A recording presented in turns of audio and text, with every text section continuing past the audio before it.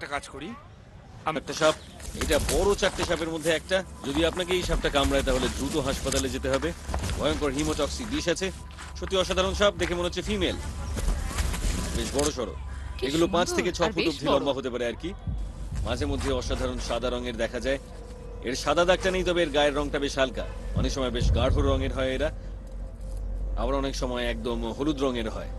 অসাধারণ সাপ, তবে এবার আমাদের ওকে এখান থেকে বার করতে হবে।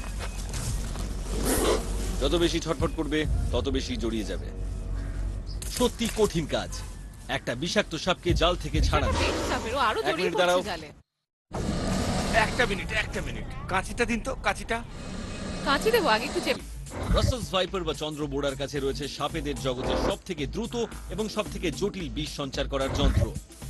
নিমেষের মধ্যে দুটো লম্বা হাইপোডার্মিক নিডলের মতো দেখতে হিঞ্জড ফ্যাংস এগিয়ে আসে, আর তা সাহায্য করে তাদের জমিয়ে রাখা বিষের 50% অবধি ব্যবহার করতে।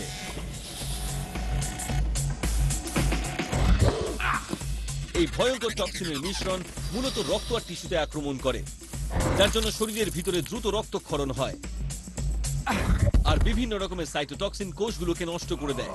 এর থেকে নেক্রোসিস হয় আর টিস্যু নষ্ট হয়ে যায়। এর থেকেই ভারতে একটা কুসংস্কার সৃষ্টি হয়েছে যে এই সাপের নিঃশ্বাসের থেকে মানুষের কুষ্ঠ হয়, বা এর গায়ে হাত দিলেও চামড়া পচে যেতে পারে।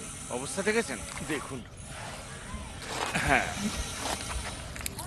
বেচারা সাপটাকে জালটা ফাঁসে